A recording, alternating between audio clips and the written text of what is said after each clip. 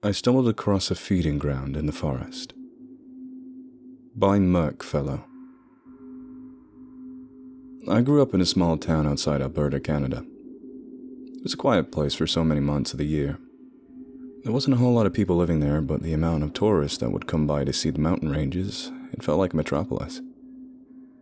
I worked at a small souvenir shop my grandfather owned when I was 16. I was fortunate enough to have this opportunity, as there wasn't a whole lot in regards to employment for the youth here. My grandfather was a smart man. While he did drop out of school in the 4th grade, he knew how to do many things. For one, he ran his own business. On top of that, he would trap animals, selling the more valuable pelts and using the lesser ones in crafts, which he'd display for sale at the shop. He was also a great storyteller, a trait he says he gained from his own grandfather. Most of the stories were of encounters with great moose that towered over him, or the time he fell and broke his leg whilst trapping, forcing him to crawl back to town. One story in particular that piqued my interest was about a boy who encountered a beast in the forest. The beast chased the boy back into the town, where he was driven away by the boy's father, who trapped it inside a cave by piling rocks at the entrance.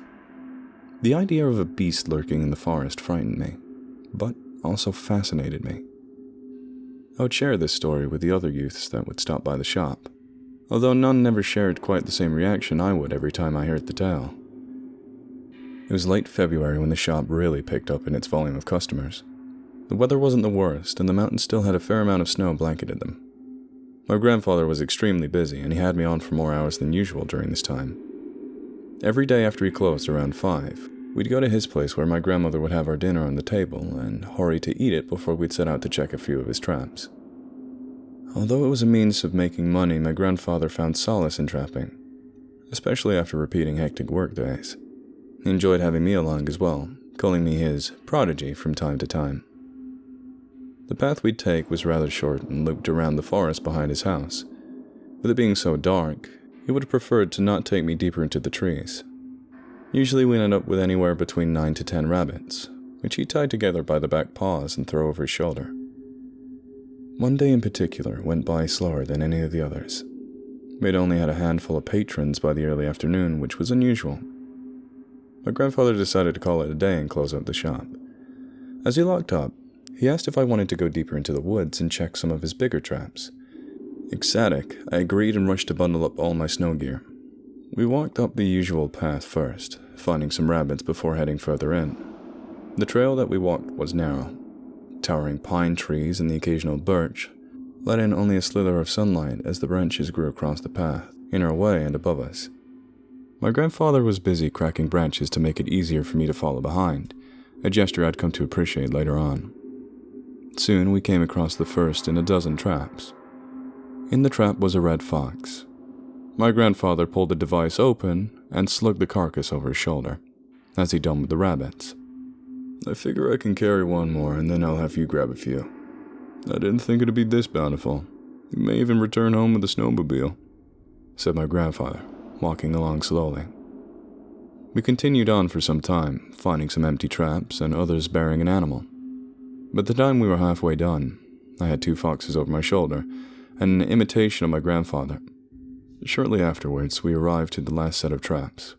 They were lined along the side of the trail in places it was evident animals have traveled through. To my grandfather's dismay, each trap was empty, but the snow was still stained with blood. We turned our way back out to the trail, the sun now setting above us. A few weeks had passed by and my grandfather ended up falling ill. He was forced to close the shop for a period of time whilst he recovered. This had also rendered him unable to check his traps. Me, being inspired by my grandfather, had decided to go out and check them on my own in a vain attempt to impress him. I went early in the morning as to not get lost in the dark. I equipped myself with a cheap folding knife and pellet gun, and wandered the trail for hours until every trap was checked, and I had returned to my grandfather with 7 rabbits and no foxes. Although he was proud, he scolded me for going on my own without notifying him. He sat me down and put a hand on my shoulder. He cleared his throat and began telling me the story of the boy and the beast, reminding me of the dangers of the forest. More time had passed and my grandfather's health had worsened. What seemed to be just any illness was soon determined to be a cancer in the 4th stage. He passed in the first week of April, leaving me feeling isolated and alone. I struggled with the passing for some time, distancing myself from anything and everything that I could. For what reason I didn't know. I grieved as anyone would and eventually began accepting that he was gone.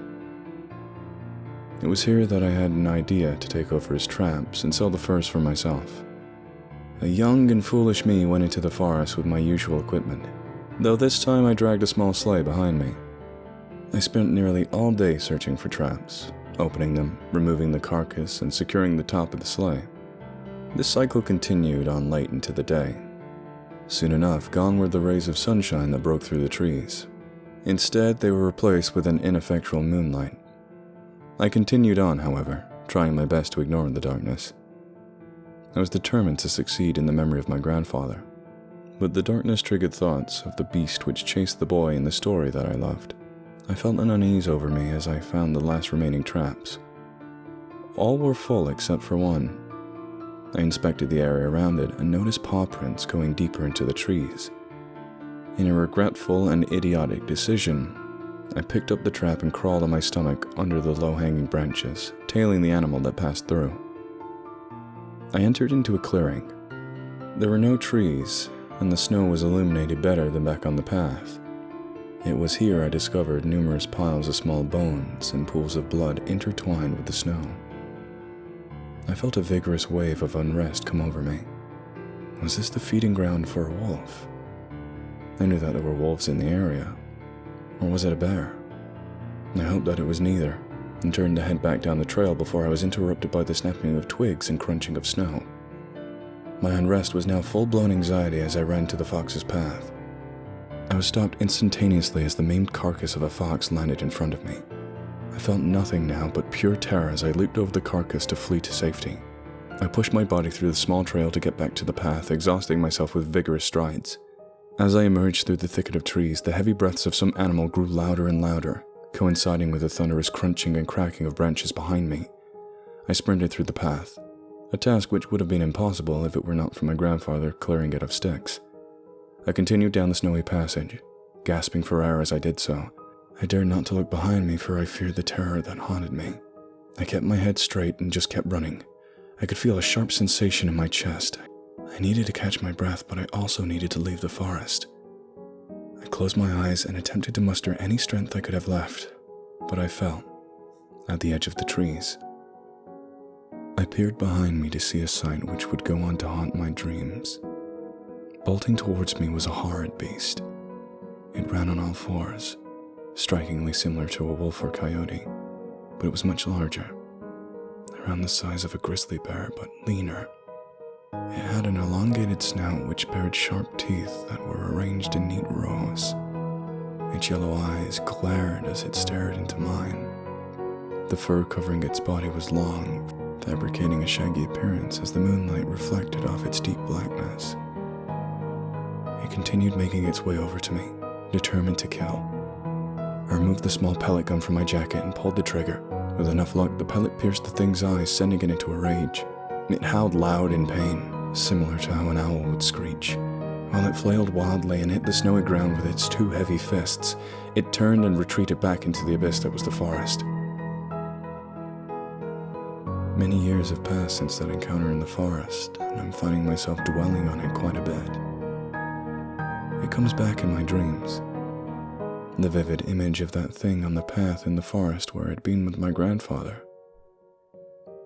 It's because of this that I had to move deeper into the city, never once returning to that mountain town again. Although if I'm brutally honest, the idea of going back there for some sort of closure crosses my mind. Increasingly so. You see, recently my mother informed me that it was discovered there was a cave in the forest where my grandfather used to trap. Tucked away beside a clearing, behind some trees, with a large pile of rocks strewn to the side.